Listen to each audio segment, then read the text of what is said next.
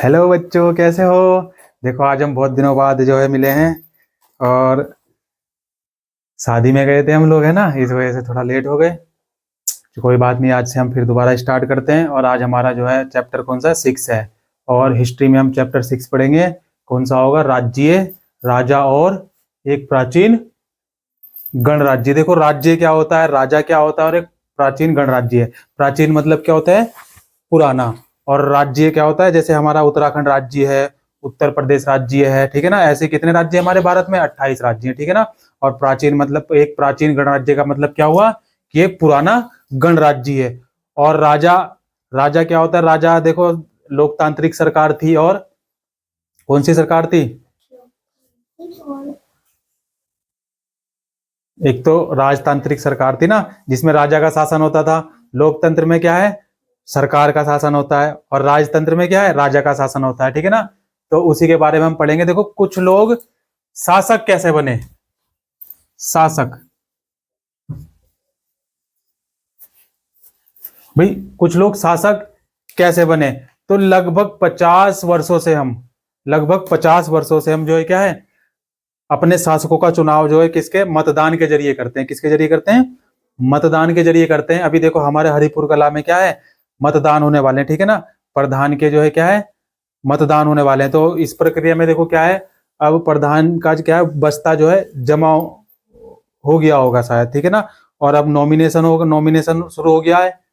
तो अब प्रधान के क्या है? चुनाव होंगे। तो लगभग 50 वर्षों से हम जो है क्या है, शासकों का चुनाव कैसे करते हैं? मतदान के जरिए करते हैं। लेकिन बहुत पहले लोग शासक कैसे बने? भाई ये तो लगभग 50 वर्षों पहले ही शासक बनते हैं। मत शासक कैसे बनते हैं? 50 साल पहले से, भाई मतदान करके। लेकिन उससे पहले, बहुत पहले लोग शासक कैसे बनते थे? तो कुछ राजा जो है क्या है, जन, क्या बोलते हैं उसको? जन। इसका उल्लेख जो है ऋग्वेद में हुआ है। हम आगे पढ़ेंगे इसको, ठीक है ना। जन यानी लोगों द्वारा चुने जाते थे, ठीक है ना। किस अभी तो हम क्या है, मतदान के द्वारा चुनते हैं। लेकिन बहुत साल पहले कैसे? जन यानी लोगों द्वारा चुने जाते थे। करीब 3000 साल पहले राजा बनने की इस प्रक्रिया में कुछ परिवर्तन दिखाई दिए, ठीक है ना। कुछ लोग एक घोड़े को जो है क्या करते थे? देखो घोड़ा, घोड़ा क्या होता? करीब 300 साल पहले जो है ये प्रक्रिया में क्या है, कुछ परिवर्तन आया। कुछ लोग बड़े बड़े यज्ञों को आयोजित कराते थे। किसको? यज्ञ, पूरा ही लिख लो। यज्ञों, यज्ञों क्या करते थे? आयोजित कर जाए। जैसे हम अभी कथा में हवन करते हैं ना, यज्ञ समझते हैं ना। यज्ञ, यज्ञ क्या करते थे? आयोजित कराते थे।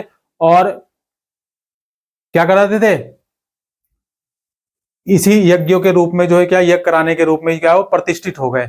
अश्वमेध यज्ञ एक ऐसा ही आयोजन था। क्या था? यज्ञों का जो आयोजन होता था, क्या नाम था उसका? अश्वमेध यज्ञ। अश्वमेध यज्ञ, अश्वमेध में ध है, ठीक है ना। अश्वमेध यज्ञ का आयोजन होता था। ऐसे ही इसका क्या होता था? आयोजन किया जाता था। और इसमें देखो क्या करते थे, ये जो अश्वमेध यज्ञ है, इसमें क्या करते थे? डोंट डू दिस बेटा, ऐसा मत करो, ठीक से बैठो। इस यज्ञ में देखो क्या होता था, अगर उन्होंने क्या करते थे, घोड़ा होता था। क्या होता था? एक घोड़ा होता था। और इस घोड़े को किसी दूसरे राजा ने रोका। देखो क्या करते थे, एक घोड़े को जो है ना, राजा के लोगों की देख रेख में, भाई ये एक राजा होता है, राजा के जो लोग होते हैं ना, उनकी देख रेख में जो है क्या, उसको स्वतंत्र विचरण करने के लिए छोड़ दिया जाता था। क्या करने के लिए? स्वतंत्र विचरण करने के लिए छोड़ दिया था। जैसे अभी एक हम जो है डॉगी पालते हैं, ठीक है ना। कोई भी जानवर हम पालते हैं तो उसको अगर खोल छोड़ देंगे तो वो देखो इधर उधर भागेगा ना, वो खुला छोड़ देंगे। तो ऐसे क्या है, एक घोड़े को क्या करते थे, स्वतंत्र विचरण के लिए छोड़ देते थे ऐसे, ठीक है ना। लोगों की, जो राजा के लोग थे, उनकी देख रेख में उसको छोड़ देते थे। और इस घोड़े को किसी दूसरे राजा ने रोका। अगर उसको कोई रोक लेता था या पकड़ लेता था तो क्या होता था, उसे क्या करना होता था? उसे लड़ाई करनी होती थी राजा से। जिस राजा ने वो घोड़ा छोड़ा है, एक राजा है, उसने घोड़ा छोड़ दिया अपने लोगों के देखरेख में। अब वो पूरे जो है राज्य में घूम रहा है, ठीक है ना, पूरे राज्य में घूम रहा है। अगर किसी ने उस घोड़े को पकड़ लिया, ठीक, पकड़ लिया या बंदी बना लिया, तो क्या करना पड़ता था? उस राजा को, जिस राजा ने उसको पकड़ा है ना, उसको इससे युद्ध करना पड़ता था। इस राजा से, जिस राजा ने ये युद्ध कराया ना, उस राजा से क्या करना पड़ता था? युद्ध करना पड़ता था, लड़ाई करनी पड़ती थी। अगर उन्होंने घोड़े को जाने दिया, किसी ने नहीं पकड़ा, तो इसका मतलब क्या होता था कि अश्वमेध यज्ञ कराने वाला राजा क्या है, उससे ज्यादा शक्तिशाली कोई नहीं है। अगर किसी ने इसके घोड़े को पकड़ लिया तो उससे लड़ाई करनी पड़ती थी, अगर किसी ने नहीं पकड़ा तो ये शक्तिशाली माना जाता था। जो ये राजा है, ये कौन कराता था? ये एक राजा कराता था, ठीक है ना, इसको यहां लिख देते हैं हम राजा। ठीक, ये कौन कराता है? ये एक युग, ये जो यज्ञ है ये एक राजा ने कराया। ठीक, और इसने क्या करा? इसने एक घोड़ा छोड़ा। अब इसने घोड़ा छोड़ा तो पूरे राज्य में घूमा, पूरे राज्य में घूमा। अगर किसी ने पकड़ लिया तो जिस व्यक्ति ने पकड़ा होगा, जिस राजा ने पकड़ा होगा, उससे इस राजा को क्या करना पड़ेगा? युद्ध करना पड़ेगा, ठीक है ना, युद्ध करना पड़ेगा। फिर हार जीत होगी, या तो ये हारेगा या वो हारेगा, एक ही जीतेगा और एक हारेगा। और अगर किसी ने नहीं पकड़ा वो घोड़ा, तो क्या है, इसका मतलब क्या माना जाता था कि ये वाला जो राजा है ये क्या है? ज्यादा शक्तिशाली है, क्या है? ज्यादा पावरफुल है। इसके बाद उन राजाओं को क्या यज्ञ में आमंत्रित किया जाता था। क्या किया जाता था? जो यज्ञ करा जाता था, इसमें क्या, जैसे मेहमान बुलाते हैं ना, हम निमंत्रण देते हैं, तो इसमें इस यज्ञ में क्या किया जाता था? आमंत्रित किया जाता था। और इन सभी आयोजनों में राजा का मुख्य स्थान होता था। भाई ये जो यज्ञ करने का आयोजन होता था ना, इसमें जो राजा होता था, जो ये यज्ञ कराता था, उसका क्या होता था? मुख्य स्थान होता था। जैसे अब किसी की शादी होती है, किसी की घुड़चड़ी होती है, किसी की बारात जाती है, तो दूल्हा तो एक ही होता है ना, तो उसका स्थान अलग होता है ना। या सब घोड़ी पे बैठते हैं सारे बाराती? घोड़ी पे तो एक ही बैठता है ना, दूल्हा। तो भाई राजा का क्या होता है? राजा का स्थान जो है क्या है? उच्च स्थान है, मुख्य स्थान होता था राजा का। और उस समय सिंहासन या बाघ की खाल एक विशेष आसन पर बिठाया जाता था। उस समय जो राजा को जो है ना क्या है, विशेष स्थान पर, या एक बाघ की खाल होती है ना, शेर होता है ना, शेर बाघ, उसकी खाल का जो है आसन बनाया जाता था, ठीक है ना, जैसे हमारा आसन है ना ये, उसका उस पर जो है राजा को बिठाया जाता था। क्लियर हुई? समझ पाए बात को बच्चों? युद्ध क्षेत्र में राजा का सारथी ही उसका क्या होता था? सहचर होता था। क्या होता था? सहचर। सहचर क्या होता है? सारथी। जैसे कि अब रथ चलाएगा कोई, रथ चलाने वाला भी होता है ना, अब गाड़ी चलाने वाला क्या होता है? ड्राइवर होता है ना, ऐसी सारथी बोलते हैं किसको? सहचर। राजा का जो सहचर था वो क्या था? सारथी था, ड्राइवर था। उस ड्राइवर को क्या बोलते थे? सहचर। यज्ञ के अवसर पर वह राजा की विजयों तथा अन्य गुणों का क्या है? गान करता था। जो उसका ड्राइवर था, सहचर था। भाई इस राजा का क्या एक सहचर है, इसको बोलते हैं सारथी, या हम कह सकते हैं इसको ड्राइवर, ठीक है ना। ये क्या करता था? ये यज्ञ के अवसर पर, जब ये यज्ञ करा रहे हैं तो इसके अवसर पर क्या है, इस राजा की जो है क्या है, इस राजा की अच्छाइयों का क्या करता था? गुणगान करता था, लोगों को बताता था कि ये भाई इतना पावरफुल राजा है और इसने ये काम किया, इसने ये काम किया, पूरी बड़ाई करता था, ठीक है ना। कौन? ये जो सहचर था, जो सारथी था, ठीक है ना, रथ भी यही चलाता था राजा का। और राजा के जो सगे संबंधी, खासकर उसकी रानियां तथा पुत्रों को कई छोटे छोटे अनुष्ठान करने होते थे। अब ये तो बड़ा अनुष्ठान करता था, और जो इसकी रानियां थी और जो इसके पुत्र थे वो क्या छोटे छोटे यज्ञ करते थे, छोटे छोटे। भाई एक बड़ा यज्ञ है, फिर उसके बाद छोटे छोटे यज्ञ होते हैं ना, तो वो कौन करते थे? इसकी पत्नियां, रानियां और इसके पुत्र जो है किया करते थे। अन्य सारे आमंत्रित राजाओं का जो है काम सिर्फ बैठकर यज्ञ को क्या है, यज्ञ की पूरी प्रक्रिया को देखना था। जो भी मेहमान थे ना आगे, जो भी, अब मेहमान थोड़ी कुछ करते, मेहमान क्या करते हैं? सारी प्रक्रिया को देखते हैं। तो ऐसे ही जो राजा का काम, जो आमंत्रित राजा थे, जिनको आमंत्रण देके जो है राजा बुलाते थे, उनका काम क्या था? बैठकर यज्ञ की पूरी प्रक्रिया को देखना था कि भाई कैसे कैसे ये यज्ञ की क्या हो रही है, प्रक्रिया हो रही है। समझ पाए बच्चे? क्लियर होगी बात? और राजा के ऊपर पुरोहित, अब देखो जब हम यज्ञ कराते हैं तो पंडित जी क्या करते हैं? पंडित जी क्या करते हैं? सबसे पहले मंत्र पढ़ते हैं? नहीं, देखो ये उठाओ, ये छोटा वाला, हाँ ये उठाओ। देखो सबसे पहले क्या करते हैं पंडित जी? क्या करते हैं? पवित्र जल लेते हैं, इसको क्या बोलते हैं? पवित्र जल। और पवित्र जल लेके जो है क्या करते हैं? राजा के ऊपर क्या है? छिड़काव करते हैं ऐसे करके, ठीक है ना। राजा के ऊपर क्या करते हैं? छिड़काव करते हैं। क्लियर होगी बात? और साथ साथ अन्य कई अनुष्ठान करते हैं। क्या करते हैं? साथ साथ अन्य कई अनुष्ठान। अनुष्ठान किसको बोलते हैं हम? पूजा को, ठीक है ना। साथ साथ भाई पवित्र जल छिड़का, फिर उसके बाद क्या किया? कई अनुष्ठान किया। जिन्हें पुरोहित शूद्र मानते थे। अब देखो शूद्र क्या होता है? शूद्र,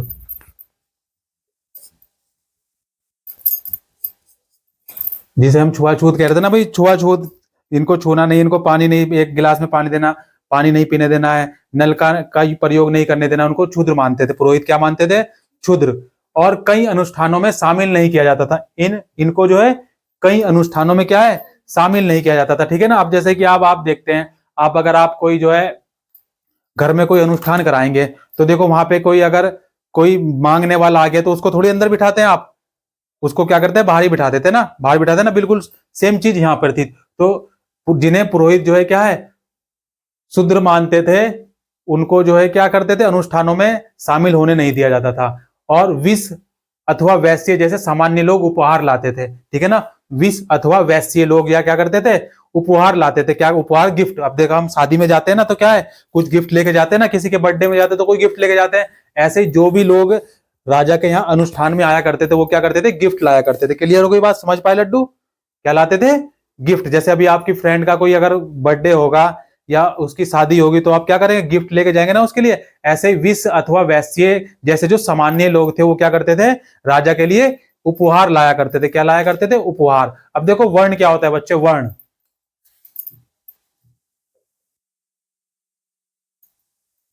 वर्ण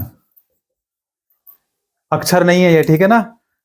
क्या वर्ण क्या होता है, देखो समझ पा रहे हैं आप, वर्ण क्या होता है, पता है आपको क्या होता है वर्ण? देखो वर्ण क्या होता है, इस समय जो है उत्तर भारत में खासकर गंगा यमुना क्षेत्र के जो है में कई ग्रंथ जो है क्या करे गए, रचे गए। ग्रंथ मतलब किताबें लिखी गई, पुस्तकें लिखी गई। क्योंकि जानकारी हमें किससे मिलती है, जानकारी हमें अभिलेख से मिलती है, शिलालेख से मिलती है, और ग्रंथों से मिलती है ना, तामपत्रों से मिलती है। ऐसे ही जो है क्या है, कई ग्रंथ रचे गए। ऋग्वेद के बाद रचे जाने के कारण, देखो ऋग्वेद के जो है ना रचे होने के कारण, ऋग्वेद के बाद रचे होने के कारण, मतलब ऋग्वेद तो पहले रचा गया, ऋग्वेद को पहले लिख दिया गया, ऋग्वेद के लिखने के बाद रचा गया, रचे जाने के कारण जो है ना क्या हुआ, उत्तर वैदिक ग्रंथ कहे जाते हैं। क्या कहे जाते हैं, उत्तर वैदिक ग्रंथ। इनके अंतर्गत आते, देखो सामवेद आता है, यजुर्वेद आता है, अर्थवेद आता है, तथा अन्य ग्रंथ जो है क्या है, शामिल है।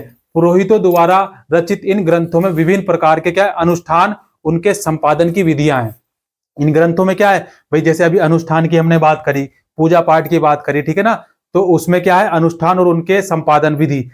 एक तो पूजा कैसे की जाती है, उनका संपादन कैसे किया जाता है, कैसे उनको शुरू किया जाता है, कैसे स्टार्ट किया जाता है, ठीक है ना। उनकी सारी विधियां जो इन ग्रंथों में सम्माहित हैं, ठीक। और इनमें सामाजिक नियमों के बारे में भी बताया गया है, भाई समाज में रहने के क्या नियम है, सब चीज इनके बारे में जो है, सब चीजों के बारे में जो है क्या इनमें ग्रंथों में बताया गया है। क्लियर हुई बात बच्चे? अच्छा, अगर क्लियर हुई बात, तो उस समय देखो समाज में कई समूह थे। उस समय क्या थे, समाज में कई समूह थे, जिनमें जो है पुरोहित थे। क्या थे, पुरोहित। जिन्हें के पुरोहित किसे बोलते हैं, योद्धा। किसको बोलते हैं, पंडित, ठीक है ना। योद्धा थे, योद्धा किसको बोलते हैं, जो लड़ता है, ठीक है ना। राजा होता है, बहादुर शासक होता है, ठीक है ना, उसको बोलते हैं योद्धा। कृषक थे, कृषक किसको बोलते हैं, किसान। किसको बोलते हैं, कृषक, किसान। और पशुपालक, जो क्या करते हैं, पशुओं को क्या करते हैं, पालते हैं। व्यापारी, व्यापारी किसे बोलते हैं, जो व्यापार करते हैं। और शिल्पकार, शिल्पकार किसको, जो लकड़ी या छोटे छोटे जो है कामकार, छोटे छोटे क्या है, लकड़ी से बनाना, पत्थरों से बनाना, सब छोटे छोटे छोटे कारीगर जो होते हैं उनको बोलते हैं शिल्पकार। श्रमिक, पकड़ने वाले, मछली पकड़ने वाले, श्रमिक किसको बोलते हैं, मजदूर, ठीक है ना। और मछली पकड़ने वाले, ठीक है। तथा जंगल में रहने वाले लोग भी शामिल है, क्योंकि कुछ लोग क्या जंगल में रहते थे ना, जिनको क्या बोलते थे हम, आखेटक खाद्य संग्राहक। क्या बोलते थे, आखेटक खाद्य संग्राहक। समझ पाए बात को? तो ये सभी क्या है, शामिल हैं। जहां कुछ पुरोहित तथा योद्धा वैभवशाली थे, वहीं कुछ कृषक और व्यापारी भी धनवान थे। देखो क्या था, दो चीजें थी। क्या थी, कुछ तो पुरोहित और कुछ योद्धा क्या थे, वैभवशाली थे, मतलब ज्यादा पैसे वाले थे, ठीक है ना। और उनके पास जमीन ज्यादा ज्यादा थी। और वहीं पे कुछ जगह, वहीं पे जो है कि कुछ लोग क्या है, कुछ कृषक भी जो है क्या थे, पैसे वाले थे, कुछ व्यापारी भी पैसे वाले थे। अब देखो सारे किसान तो गरीब नहीं होते ना, कुछ किसान ऐसे भी होते जो अमीर होते हैं, ठीक है ना। तो यहां पर भी बिल्कुल सेम चीज है। दूसरी और क्या था, पशुपालक और शिल्पकार, श्रमिक और मछली पकड़ने वाले, शिकारी तथा भोजन संग्राहक, ये क्या थे, ये निर्धन थे। निर्धन किसको बोलते हैं, गरीब को। किसको बोलते हैं, गरीब को। समझ पाए बात को? भाई कुछ योद्धा और पुरोहित तो क्या थे, वैभवशाली थे, अमीर थे। और कुछ जो क्या थे, कृषक और व्यापारी भी क्या थे, अमीर थे, पैसे वाले थे, धनवान थे। लेकिन दूसरी ओर अगर हम देखें, पशुपालक, शिल्पकार, श्रमिक, मछली पकड़ने वाले और शिकार तथा भोजन संग्रह वाले क्या थे, भोजन जो संग्रह करते थे, वो था ना आखेटक खाद्य संग्राहक, भोजन संग्रह वाले, वो क्या थे, निर्धन थे। क्या थे, निर्धन, निर्धन मतलब क्या था, गरीब थे। पुरोहितों ने लोगों को 4 वर्गों में बांटा। जो पंडित थे ना उस समय के लोग, उन्होंने क्या किया, लोगों को, सभी लोगों को क्या 4 वर्गों में बांटा। 4 वर्गों में क्या किया, डिवाइड किया, जिन्हें कहा गया वर्ण। जिन्हें क्या कहा गया, जिन्हें कहा गया वर्ण। किसने, पुरोहितों ने 4 वर्गों में जो है लोगों को बांटा, जिसे क्या कहा गया, वर्ण कहा गया। उनके अनुसार प्रत्येक वर्ण के जो है अलग अलग कार्य निर्धारित थे। भाई 4 वर्ग में निर्धारित किया गया, 4 वर्णों में निर्धारित किया गया, और चारों के क्या थे, अलग अलग कार्य थे, ठीक है ना, काम के आधार पर था, ठीक है ना। पहला वर्ण किसका था, पहला वर्ण था ब्राह्मण का। पहला वर्ण किसका था, पहला वर्ण था ब्राह्मण का। और ब्राह्मण, उनको क्या था, उनको काम क्या था, ब्राह्मणों का काम क्या था, वेदों का अध्ययन करना, ठीक है ना, यज्ञ करना। और यह उनके उस काम के लिए क्या है, जैसे आजकल हम क्या करते हैं, आजकल दक्षिणा देते हैं ना। भाई अभी हमने कथा कराई थी तो क्या है, पंडित जी को दक्षिणा दी, ठीक है ना, भोजन कराया, ठीक। और उस समय भी पुरोहित थे, ठीक है ना, ब्राह्मण थे, तो उनको क्या किया जाता, उनका काम क्या था, वेदों का अध्ययन करना था और यज्ञ करना था, जिनके लिए उन्हें जो उपहार मिलते थे, क्या मिलते थे, उपहार मिलते थे, गिफ्ट मिलते थे, ठीक है ना। और दूसरा स्थान था शासकों का। दूसरा स्थान किसका था, शासकों का। दूसरा स्थान था शासकों का, जिन्हें जो है क्षत्रिय कहा जाता था। इन्हें क्या कहा गया, इन्हें कहा गया क्षत्रिय। और उनका काम था युद्ध करना। क्या था, युद्ध करना, लड़ाई करना और लोगों की रक्षा करना। लोगों की क्या करना, रक्षा करना, ठीक है ना। और तीसरा स्थान था विष या वैश्य। विष या वैश्य, तीसरा स्थान किसका था, विष या वैश्य। इसमें देखो कौन कौन आते थे, इसमें कृषक आते थे, पशुपालक आते थे, इसमें क्या आते थे, कृषक, पशुपालक और व्यापारी भी आते थे इसमें, ठीक है ना। और क्षत्रिय और वैश्य दोनों ही यज्ञ करने का अधिकार था। इनको देखो, दोनों को क्या था, इन दोनों को ही यज्ञ करने का अधिकार था। ये यज्ञ कर सकते थे, ठीक है ना, ये क्या कर सकते थे, यज्ञ अनुष्ठान कर सकते थे, इन्हें अधिकार था। और वर्णों में अंतिम स्थान देखो, 3 हो गए ना। अंतिम स्थान किसका था, अंतिम स्थान था शूद्रों का। किसका था, जिन्हें पुरोहित क्या नीची जाति का मानते थे, ठीक है ना, क्या मानते थे, नीची जाति का मानते थे। और इन्हें देखो क्या था, इनका काम अन्य तीनों वर्णों की सेवा करना था। इनका काम क्या था, इनका काम था इन तीनों की क्यों है, सेवा करना। 1 2 3 हो गए ना, ये 3 हो गए ना, इन तीनों की सेवा करना। इनका काम क्या था, इन तीनों की, भाई ब्राह्मण की सेवा करना, शासकों की सेवा करना, विष या वैश्य की सेवा करना, इन तीनों का ही जो है क्या था, काम था। लेकिन एक कारण क्या था, देखो, इन्हें कोई अनुष्ठान करने का अधिकार नहीं था। ये अनुष्ठान नहीं कर सकते थे, ये तो अनुष्ठान कर सकते थे, इन्हें अधिकार था, लेकिन इनको अनुष्ठान यह करने का अधिकार नहीं था।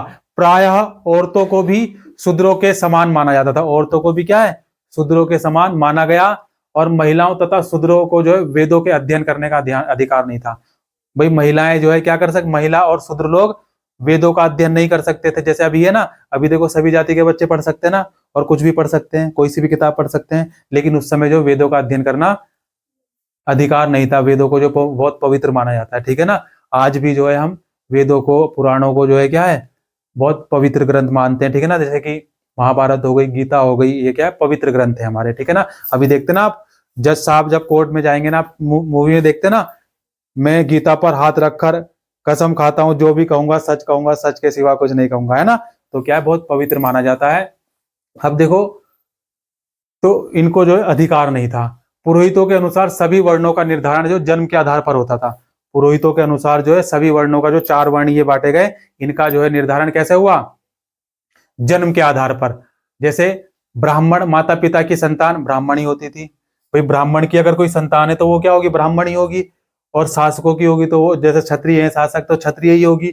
और विष या वैश्य है तो उनकी विष या वैश्य होगी संतान। शूद्र है तो शूद्र की क्या होगी संतान, शूद्र ही होगी, ठीक है ना।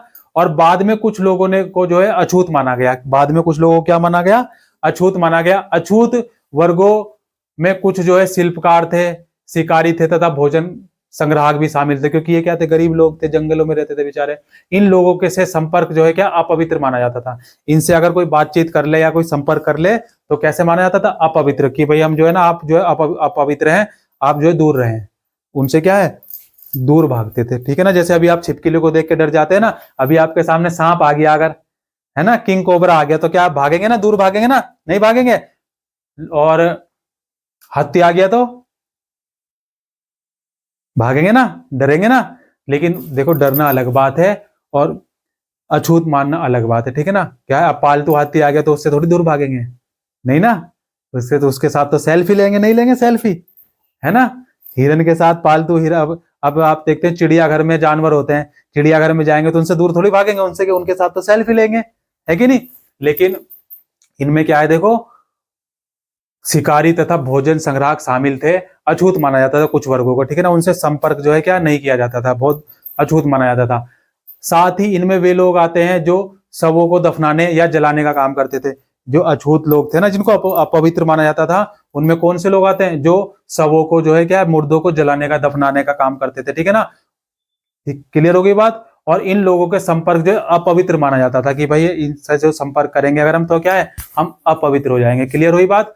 और कई लोगों ने ब्राह्मणों द्वारा बनाई गई इस वर्ण व्यवस्था को जो स्वीकार नहीं किया। देखो जो ब्राह्मणों ने ये व्यवस्था बनाई थी ना, इसको कई लोगों ने क्या है, स्वीकार नहीं किया। अब किसी व्यक्ति ने कोई चीज बनाई, किसी व्यक्ति ने कोई चीज बनाई, अब कोई तो उसका जो है क्या समर्थन करेगा, लेकिन कोई समर्थन नहीं करेगा। समझ पाए बात को। भाई कोई चीज है, आपको तो पसंद है, आपको चॉकलेट खाना पसंद है, लेकिन आपको चॉकलेट खाना पसंद नहीं है, आपको स्ट्रॉबेरी खाना पसंद है, ठीक है ना। तो आप क्या करेंगे, इसका विरोध करेंगे, नहीं करेंगे कि आपको अच्छी नहीं लगती, आपको अच्छी लगती है। तो कई लोगों ने जो है ना इस वर्ण व्यवस्था का क्या किया, विरोध किया। और कुछ राजा स्वयं को जो है पुरोहित से भी श्रेष्ठ मानते थे। कुछ राजा जो है ना, कुछ राजा शासक ऐसे होते थे जो ये ब्राह्मण थे, पुरोहित थे, इनसे भी जो है श्रेष्ठ मानते थे कि भाई मेरे से ज्यादा बढ़िया तो कोई है ही नहीं इंसान, है ना। ठीक है कि मैं सबसे बड़ा मैं हूं। तो कुछ राजा ऐसे थे। कुछ लोगों ने जो है जन्म के आधार पर वर्ण व्यवस्था का निर्धारण जो है सही नहीं मानते थे। ये जन्म के आधार पर जो वर्ण व्यवस्था हुई, कुछ लोग इसका क्या करते थे, इसको सही नहीं मानते थे। और इसके अतिरिक्त कुछ लोग व्यवसाय के आधार पर लोगों के बीच भेदभाव उचित नहीं समझते थे। कुछ लोग क्या व्यवसाय के आधार पर, भाई तेरा बड़ा काम है, हमारा छोटा काम है, तो गलत बात है ये, ठीक है ना। जबकि कुछ लोग चाहते थे कि अनुष्ठान संपन्न कराने का अधिकार सबका हो। यज्ञ कराने का अधिकार देखो सबका। अभी आप अगर आप सोच के देखो, अभी आपको कहा जाए कि आप जो है ना कथा नहीं करा सकते, आप कथा करा सकते हैं, आप नहीं करा सकते, कितना बुरी बात है, नहीं। तो देखो क्या अनुष्ठान कराने का अधिकार जो है क्या है, सबका है। और आज हमारा भारत क्या लोकतंत्र है, सबको अपना धर्म का अधिकार है, ठीक है ना। अपने अपने धर्म के हिसाब से वो अपने अपने अनुष्ठान कर सकता है, सबको अधिकार है। भारत सरकार ने जो हमारे संविधान में जो है क्या है उल्लेखित किया है ये बात को, ठीक है ना। सभी अपने धर्म के आधार पर, धर्म के अनुसार जो है कोई सा भी अनुष्ठान कर सकते हैं, अपने रीति रिवाज को मान सकते हैं, ठीक है ना। और अपने धर्म के आधार पर, रीति रिवाज के आधार पर अपना पहनावा, ठीक है ना, अपना पहनना ओढ़ना जैसा है वो कर सकते हैं, ठीक है। तो कुछ लोग चाहते थे कि अनुष्ठान संपन्न कराने का अधिकार क्या हो, सबका हो। कई लोगों ने छुआछूत की आलोचना की। सही बात भी सही है भाई, छुआछूत नहीं होना चाहिए ना। देख अब आप अपनी क्लास में गए, अब आपकी क्लास में किसी बच्चे को कहा कि आप बाहर बैठ के पढ़ो, तो गलत है ना। नहीं, सबको समानता से जो है देखना चाहिए और सबको समानता से ही पढ़ना चाहिए और पढ़ाना चाहिए, नहीं। तो छुआछूत की जो है क्या की कुछ लोगों ने आलोचना की। इस उपमहाद्वीप के जो है पूर्वोत्तर क्षेत्र जैसे कि कई इलाकों में सामाजिक आर्थिक असमानता बहुत कम थी। यहाँ पुरोहितों का प्रभाव बहुत सीमित था, ठीक है ना। देखो एक क्षेत्र तो ये था जहां पे पुरोहितों का प्रभाव था, लेकिन कुछ क्षेत्र ऐसे थे जहां पर पुरोहितों का जो है क्या था, सामाजिक आर्थिक असमानता बहुत कम थी। ये जो सामाजिक और आर्थिक समानता है ना, असमानता, ये क्या थी, कुछ इलाके में बहुत कम थी। अब हम बात करेंगे जनपद की। देखो जनपद क्या होते हैं।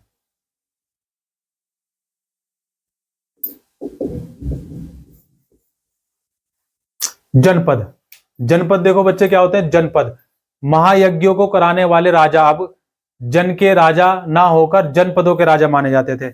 ये जो शासक थे ना, यज्ञ कराते थे, अनुष्ठान कराते थे, ये देखो, ठीक। तो अब देखो क्या है, जनपद के बारे में जब हम पढ़ रहे हैं, तो जनपद में क्या है, महायज्ञों को कराने वाले राजा, अब महायज्ञों को कराने वाले राजा अब क्या है, राजा ना होकर क्या है, जनपदों के राजा माने जाने लगे। जनपदों का, जनपद का शाब्दिक अर्थ क्या होता है, बसने की जगह। क्या होती है, बसने की जगह। और पुरोहितों ने, पुरातत्वविदों ने इन जनपदों की कई बस्तियों की जो है खुदाई की। अब खुदाई की थी ना, देखो, तो दिल्ली में पुराना किला, उत्तर प्रदेश के मेरठ में जो है क्या है, मेरठ के पास है हस्तिनापुर, क्या है, हस्तिनापुर, और एटा के पास जो है अतरंगी खेड़ा, क्या है, अतरंजी खेड़ा, इनमें से क्या है, प्रमुख है। खुदाई से पता चला कि लोग जो है झोपड़ियों में रहते थे और मवेशियों तथा अन्य जानवरों को पालते थे। वे क्या करते थे, वे चावल, गेहूं, धान, जौ, दालें, गन्ना, तिल तथा सरसों जैसी फसलों को जो है क्या करते थे, उगाते थे। लोग मिट्टी के बर्तन भी बनाते थे और ये आमतौर पर सरल रेखाओं तथा ज्यामिति आकृतियों के रूप में है। जनपद समझ पाए क्या होता है जनपद? अब जो है राजा क्या है, राजा जनपदों के राजा कहलाने लगे। महाजनपद देखो क्या है, महाजनपद।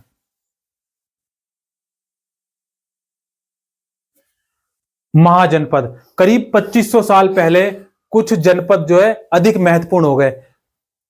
2500 साल पहले कुछ जनपद क्या है, अधिक महत्वपूर्ण हो गए। क्या हो गए, अधिक महत्वपूर्ण हो गए।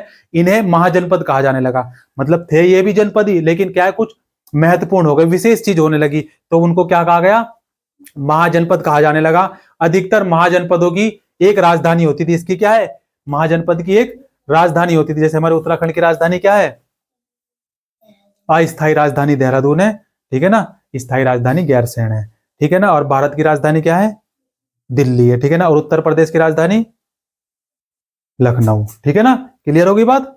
उत्तर प्रदेश की राजधानी क्या है, लखनऊ है।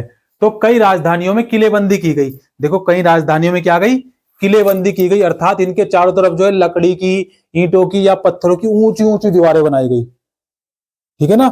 अब एक किला है, किलेबंदी का मतलब क्या हुआ, महाजनपदों में जो राजधानियां थी उनकी किलेबंदी की गई, मतलब चारों तरफ क्या की गई, दीवार की गई। किस किस से, लकड़ी से भी की गई, ईंटों से या पत्थरों से जो है ऊंची ऊंची दीवारें की गई।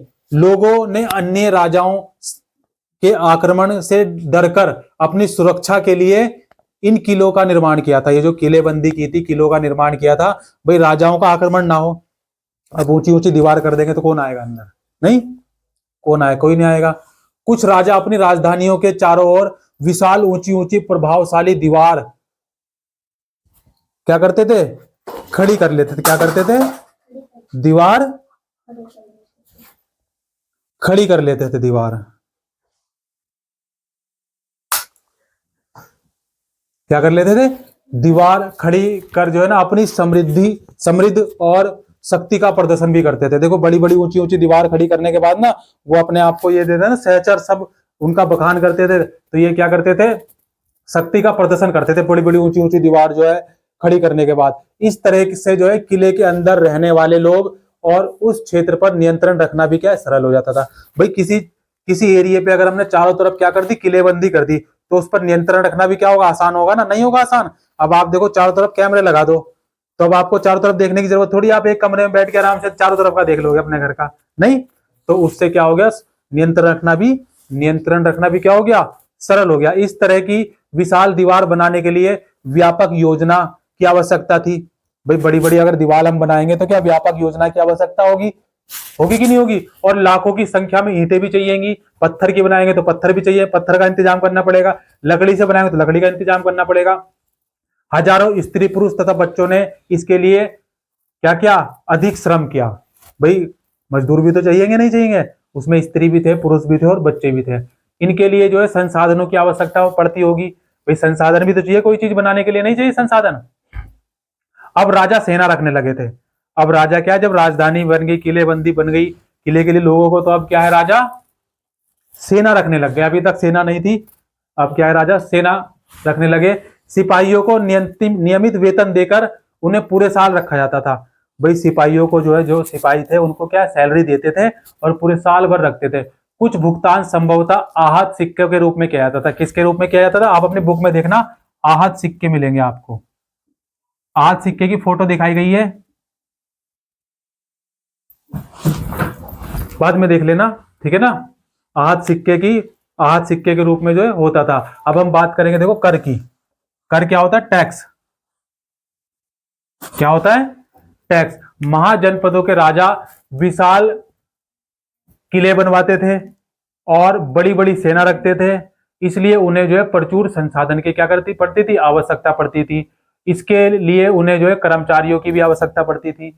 अतः महाजनपदों के राजा लोग जो है लोगों द्वारा समय समय पर लाए गए उपहारों पर जो है निर्भर ना रहकर नियमित रूप से कर वसूलने लगे। अब देखो उपहार है, अब आप किसी को ये तो नहीं कह सकते ना कि आप मेरे बर्थडे में आओगे तो गिफ्ट लेके आना, कह सकते हैं नहीं ना?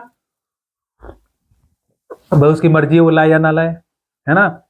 किसी की शादी होगी, वो गिफ्ट लाए ना लाए उसकी मर्जी है, ठीक है ना? तो अभी देखो क्या हुआ यहाँ पर बिल्कुल सेम चीज वही है, क्या कि अब राजा जो है महाजनपदों के राजा लोगों द्वारा समय समय पर लाए गए उपहारों पर निर्भर नहीं थे, ठीक है ना? अब वो क्या कर ना रहकर जो अब नियमित रूप से कर वसूलने लगे, क्या करने वसूलने लगे? क्योंकि किलेबंदी करने में, दीवार बनाने में, सेना को वेतन देने में क्या पैसा लगता था? अब पैसा लगता था तो गिफ्ट से थोड़ी ना पैसा पूरा होगा, तो वो क्या करने लगे राजा? टैक्स लेने लगे। क्या लेने लगे? टैक्स, कर लेने लगे, ठीक है ना? और टैक्स वसूलने के लिए देखो क्या करते थे, फसलों पर लगाए गए कर सबसे महत्वपूर्ण थे, क्योंकि सब उस समय पे क्या थी, खेती थी, वही फसल थी। क्योंकि अधिकांश लोग क्या थे, कृषक थे, अधिकांश लोग क्या थे, कृषक थे। और प्रायः उपज का कितना, 1/6वां भाग कर के रूप में निर्धारित किया गया था, जिसे क्या कहते थे, भाग कहते थे। जिसे क्या कहते थे, भाग। भाग जैसे पिक्चर है ना, कौन सी है, भाग मिल्खा भाग, नहीं है? देखी पिक्चर भाग मिल्खा भाग, ठीक है ना? तो उसे क्या कहते थे, भाग कहते थे। कारीगरों के ऊपर भी जो है कर लगाए गए। कारीगर कौन थे, जो मिस्त्री वगैरह होते ना काम करते थे, उनके ऊपर भी कर लगाए गए, जो प्राय श्रम के रूप में चुकाया जाता था, श्रम के रूप में, ठीक है ना? मेहनत करके चुकाते थे। जैसे कि एक बुनकर, लोहार या सुनार को राजा के लिए 1 महीने में 1 दिन काम करना पड़ता था। टैक्स कैसे देते थे भाई, 1 महीने में 1 दिन आप राजा के लिए काम करोगे। किसके लिए काम करोगे आप? राजा के लिए काम करोगे। पशुपालकों को भी जो है क्या, जानवरों या उनके उत्पादों के रूप में भी जो है कर देना पड़ता था, ठीक है ना? व्यापारियों को सामान खरीदने व बेचने पर भी कर देना पड़ता था। आखेटक तथा संग्राहकों को जंगल से प्राप्त वस्तुएं देनी पड़ती थी।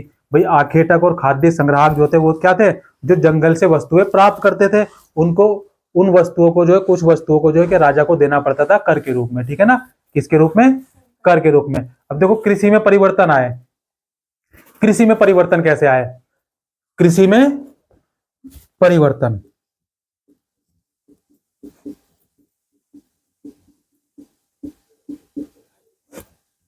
कृषि में परिवर्तन, इस युग में देखो कृषि के क्षेत्र में 2 बड़े परिवर्तन आए।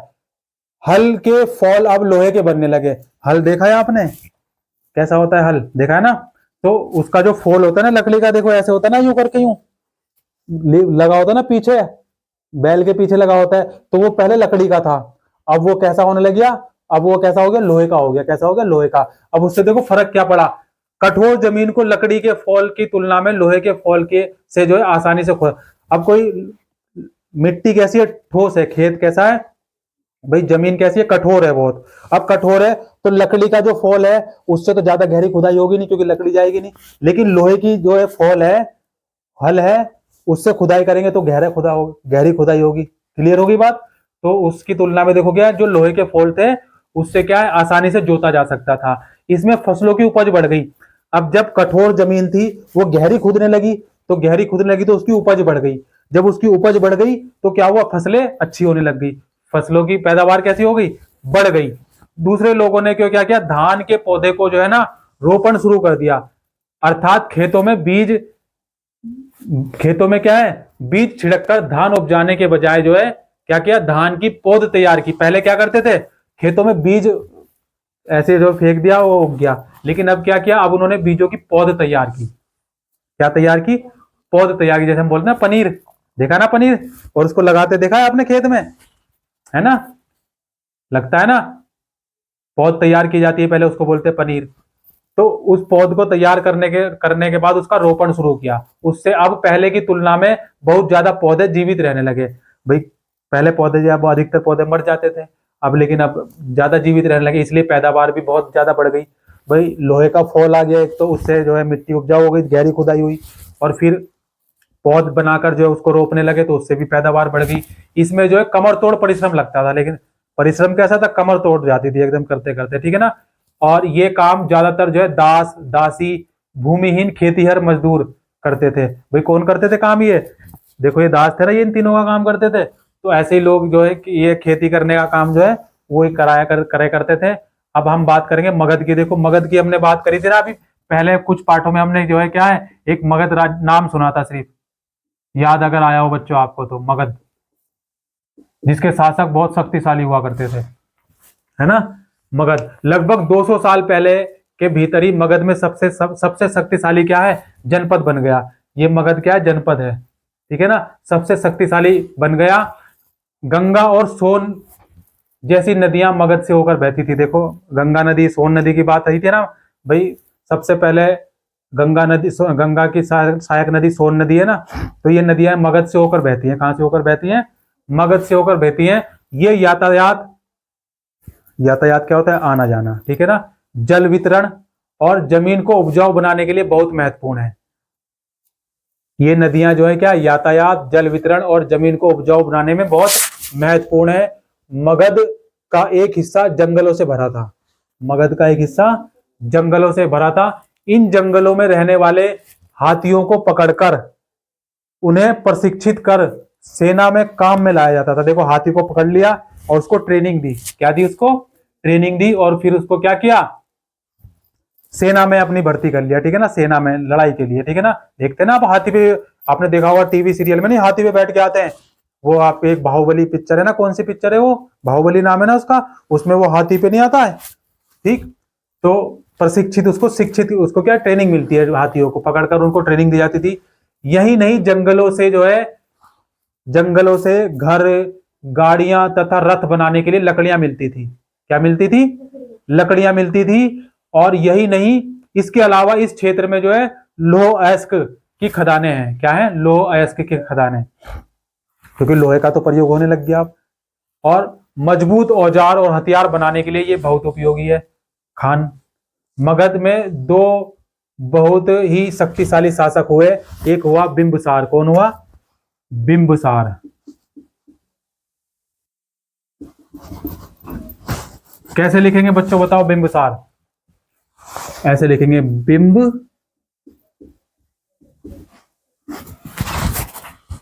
बिंबसार, ठीक है ना। तथा अज्ञात शत्रु,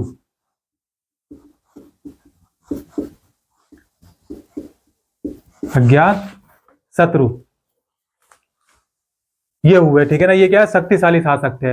अन्य जनपदों को जीतने के लिए ये हर संभव साधन अपनाते थे, ठीक है ना। अन्य जगहों को जीतने के लिए क्या है, ये हर संभव साधन जो है अपनाया करते थे। और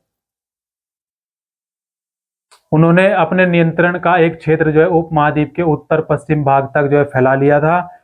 बिहार में राजगृह, आधुनिक राजगीर जिसको बोलते हैं हम, कई सालों तक मगध की राजधानी बनी रही। क्या बनी रही? कई सालों तक मगध की राजधानी बनी रही। बाद में पाटलिपुत्र जो आज जिसको हम बोलते हैं पटना, बिहार की राजधानी है पटना, ठीक है ना। आज जो है बिहार की राजधानी क्या है? पटना है। पहले क्या था? वो पाटलिपुत्र था, राजधानी बनी मगध की, ठीक। 2300 साल से भी पहले की बात है। मैसिडोनिया का एक राजा था सिकंदर। कौन था? सिकंदर। विश्व विजय करना चाहता था। क्या करना चाहता था? पूरे विश्व को जीतना चाहता था। जो मैसिडोनिया का राजा था सिकंदर, वो पूरे विश्व को जो क्या है जीतना चाहता था। ये देखो विश्व है ना पूरा, ये पूरे विश्व को जीतना चाहता था वो। लेकिन पूरी तरह सफल ना होने पर भी वह मिस्र और पश्चिमी एशिया के कुछ राज्यों को जीतता हुआ भारतीय उपमहाद्वीप में व्यास नदी के किनारे तक पहुंच गया। कहां तक पहुंच गया?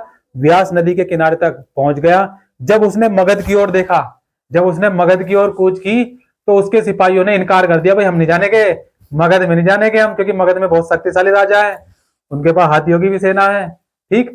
इस बात से भयभीत थे कि भारत के शासकों के पास पैदल सेना है, रथ है, हाथियों की बहुत बड़ी सेना है। क्योंकि हाथियों को देखो पकड़ के ट्रेनिंग कर रखी थी, ट्रेनिंग दे रखी थी, तो डर गया भाई वो। ऐसा था एक वज्जी। क्या था? वज्जी।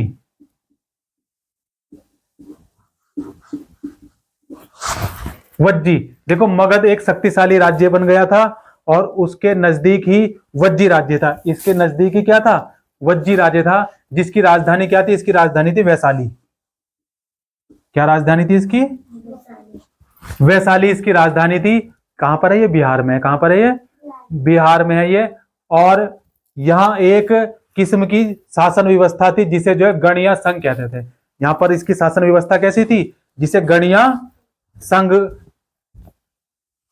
जिसे गणिया संघ कहते थे। गणिया संघ में जो है कई शासक होते थे। गणिया संघ में कई शासक होते थे।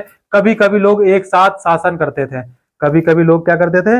एक साथ शासन करते थे, जिसमें से जो है प्रत्येक व्यक्ति राजा कहलाता था। प्रत्येक व्यक्ति क्या है? राजा कहलाता था। ये सभी राजा विभिन्न अनुष्ठानों को एक साथ संपन्न करते थे। सभाओं में बैठकर ये बातचीत किया करते थे।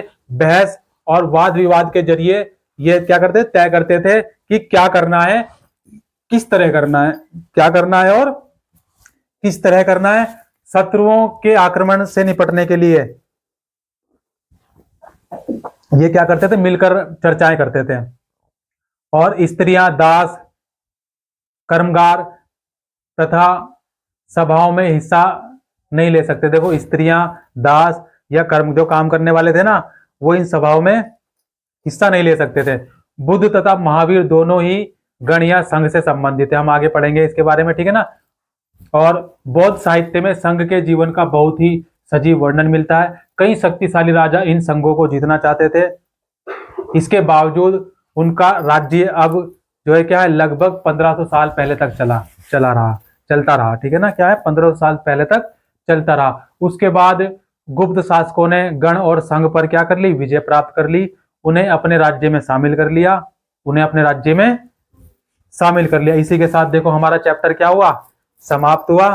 फिर हम नए चैप्टर के साथ मिलेंगे। Okay, thank you. जय हिंद, जय भारत।